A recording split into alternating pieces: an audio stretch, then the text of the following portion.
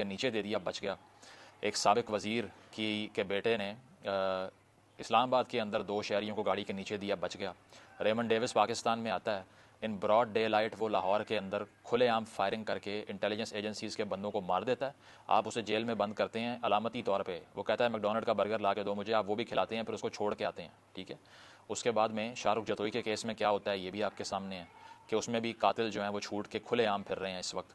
एक साबिक वज़ीर आला जो कि पंजाब के वज़ीर आला बन गए, एक इंसाफ वाली पार्टी ने उनको वज़ीर आला बनाया, उन्होंने कत्ल करके खून बहा दिया हुआ है माशाल्लाह। ये वो मुल्क है। लेकिन इस मरतबा जो हुआ है उसके बाद तो पाकिस्तान को दुनिया का सबसे बदतरीन मुल्क करार देना चाहिए कानून और इंसाफ के लिहाज से। और हुआ ये है कि आज से 3 रोज़ पहले राव अनवार नामी शख्स को ATC यानी कि एंटी टेररिज्म कोर्ट दहशतगर्दी के इंसदाद की अदालत ने अपने साथियों समेत बाइज़्ज़त बरी कर दिया। ज़रा आज इसकी बात करते हैं। तो पूरे मुल्क का और मीडिया का ध्यान इस वक्त फवाद चौधरी साहब की तरफ है कि उनको गिरफ्तार करके लाहौर से इस्लामाबाद लेकर गए हैं। वो फवाद चौधरी साहब जो साबिक वज़ीर रहे हैं, जो प्रिविलेज्ड हैं, हर कोई उनके लिए बात कर रहा है, हैशटैग चल रहे हैं, एहतजाज हो रहे हैं। लेकिन राव अनवार ने 444 अफराद को एनकाउंटर करके मार दिया, 444 पीपल। 1 मिनट के लिए तसव्वुर करें कि आपके सामने 450 लाशें बिछी हुई हैं, कैसा मंजर होगा और कितना बड़ा नंबर है। उनके लिए ना कोई हैशटैग चला, ना कोई ट्रेंड चला, ना कोई एहतजाज करने दिया गया। और हुआ इस तरह से कि हमें ये नंबर पता इस तरह से चला कि 2018 के अंदर कराची में नेशनल हाईवे के करीब एक पुलिस मुकाबला होता है। बताया जाता है कि पुलिस मुकाबला हुआ है और उस पुलिस मुकाबले के अंदर एक फार्म हाउस से 3 लाशें मिलती हैं। उसमें से एक होती है नकीबुल्लाह महसूद की।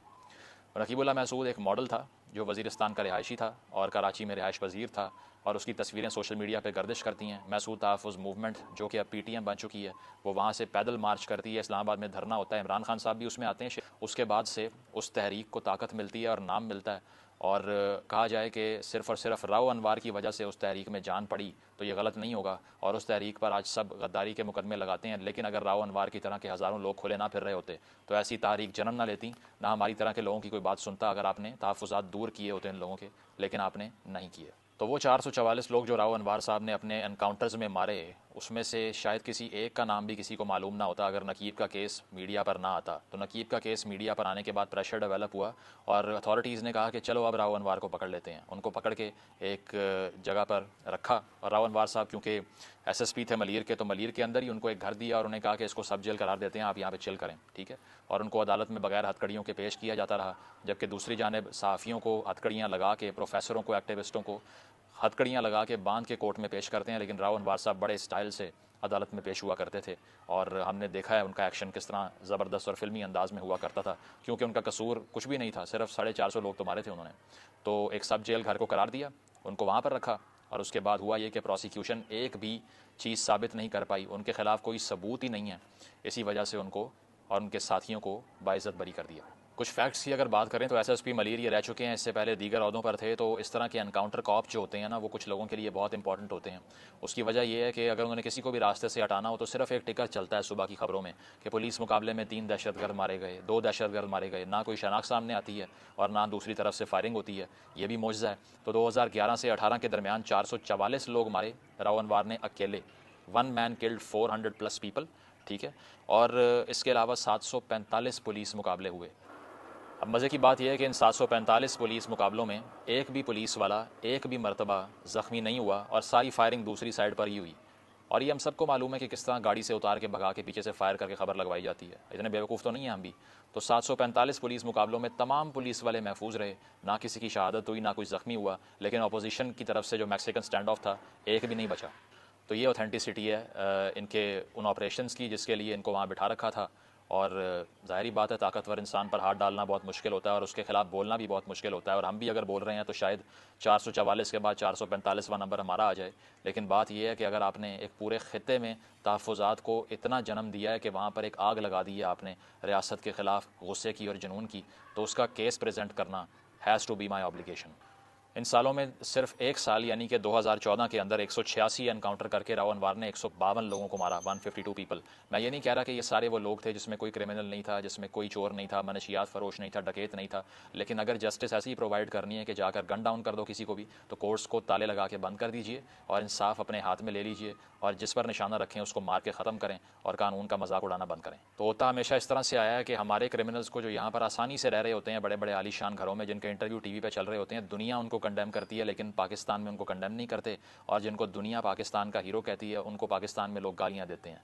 तो जनाब राव अनवर साहब को 2019 में अमेरिका ने डोनाल्ड ट्रंप की गवर्नमेंट के अंडर 400 लोगों का कत्ल करने पर वर्स्ट ह्यूमन राइट्स अब्यूज़र कहा था, और ये कहा था कि हम इसको ब्लैक लिस्ट करते हैं। दूसरी बात सुनिए कि यूके ने भी सैंक्शन कर रखा है राव अनवर को, क्योंकि इनको ह्यूमन राइट्स अब्यूज़र कहा है कि इंसानी हकूक़ की संगीन पामाली के ये मुर्तकिब हुए हैं, इसीलिए ये यूके में एंटर नहीं हो सकते।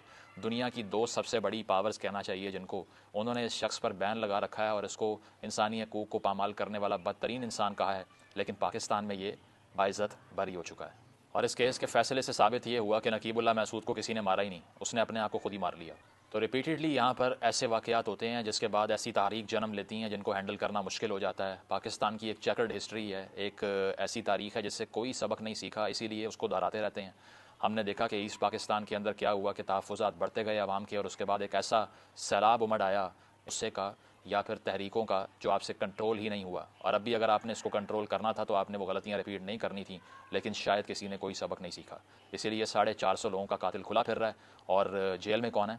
जिसकी अपनी फैमिली के 18 फैमिली मेम्बर को तालिबान ने ज़िबा कर रखा है, जिसकी हर जगह से बेल भी हो चुकी है, लेकिन वो छूट नहीं सकता क्योंकि उसका नाम राव अनवर नहीं है। एहसानुल्लाह एहसान की मिसाल भी आपके सामने है कि APS पेशावर जो कि एक स्कूल था, वहाँ पर 134 बच्चों को ज़िबा करके ज़िंदा जलाने वाला क्रिमिनल था, जिसने मलाला यूसुफ़ज़ई के ऊपर भी अटैक किया, गोलियाँ मारी उसको, उसका एतराफ़ भी किया। उसको एक मुआहदे के तहत एक घर में रखा गया, जेल में नहीं, घर में रखा गया दोबारा से। सलीम साफ़ी साहब ने उसका इंटरव्यू करके जियो पे नशर किया, उसका पॉइंट ऑफ व्यू रखा गया। उस दौर में जब नवाज़ शरीफ की तकरीर बैन थी, एहसानुल्लाह एहसान की तकरीर बैन नहीं हुई। और एक दिन सुबह 2020 में ख़बर मिली कि एहसानुल्लाह एहसान तुर्की पहुंच चुके हैं, क्योंकि उन्होंने कहा है कि मेरा जो मुआहदा पाकिस्तान से हुआ था वो उन्होंने उस पर अमल नहीं किया, इसलिए मैं जा रहा हूँ।